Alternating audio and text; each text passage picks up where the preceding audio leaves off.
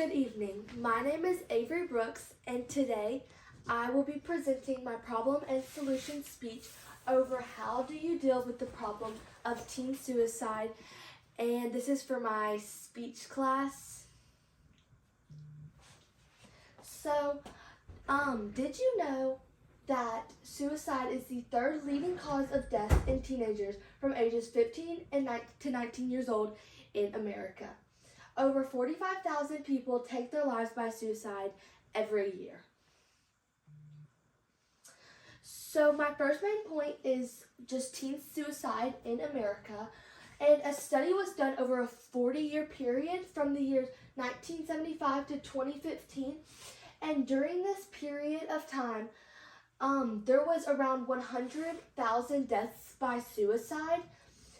And another study was done that found that the suicide rate in boys is 3 to 4 times higher than the suicide rate in girls. And I have included a graph here where you can see the male is a straight line and the female is the dotted line. And you can see significantly that the male rate in suicide is much higher than the female rate for suicide.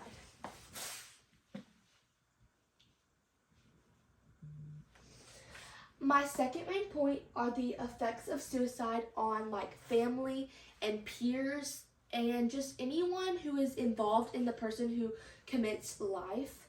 So suicide affects so many people in the person who commits life. It has prolonged damage on the loved ones that can have an endless spiral of depression. So basically, whenever someone commits that is considered like a loved one to another, like a family member, it makes them basically go into this grief period where they just grieve the loss and they wonder why.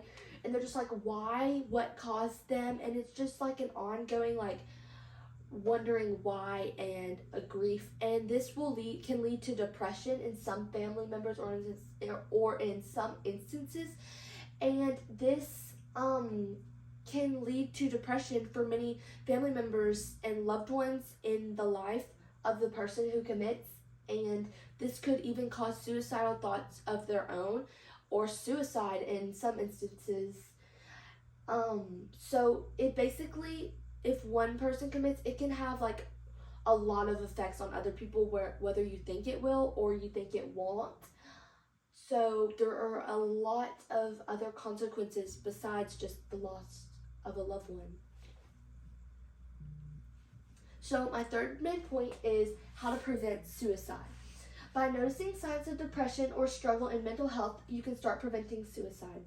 And I have many ways, and I will get to those in a second, but basically there are many warning signs that some and many may have that you can notice before someone decides to commit suicide.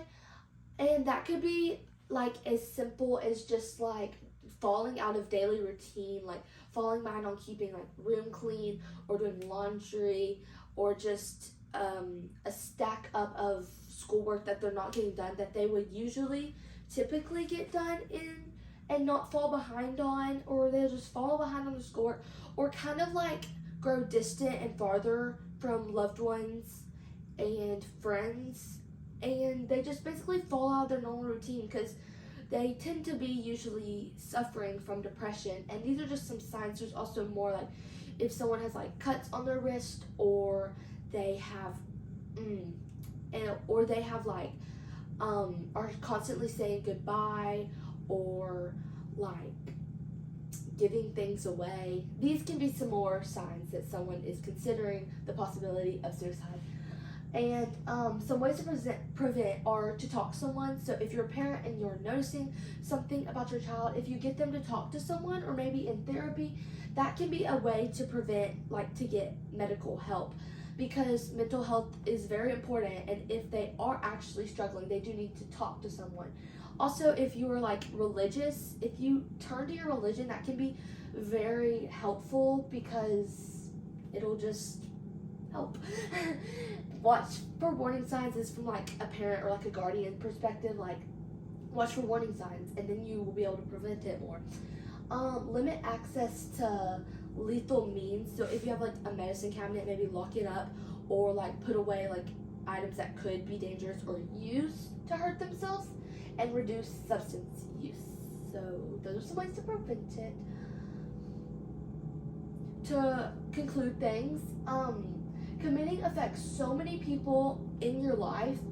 Always reach out for help if you are thinking about it or having thoughts about it. And parents, look for warning signs in your kids. Every life matters, and your mental health is just as important as your physical health. So make sure to get that help you need. And thank you.